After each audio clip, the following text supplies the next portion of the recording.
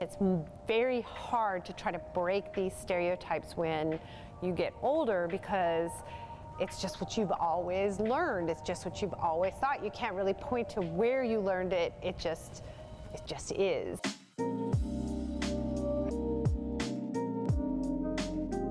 Sometimes I'll be in a group of professors and I'll be introduced and I'll be sitting there with some men and it'll be Dr. So-and-so and Dr. So-and-so and Tracy.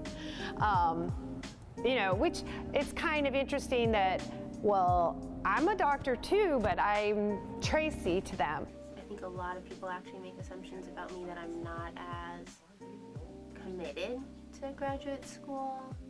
Very concerned about when I'm going to be having children, if I choose to have children, if that will slow my pace in my graduate program. Students will be surprised that I can teach well, but I have a PhD from Columbia, which was 6th in the nation for chemistry PhDs.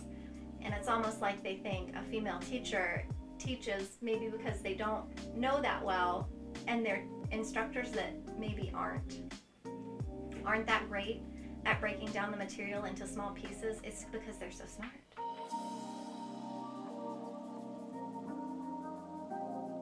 From faculty and people in administration, STEM departments are stumbling over themselves, trying to hire more women and underrepresented minorities, because if we don't take action, it'll take 100 years before we reach equilibrium, before we have a representative population. But I think now there are laws that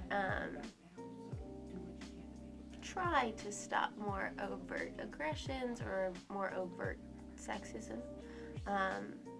But now what we have left, I definitely would agree, is much more covert and much less obvious.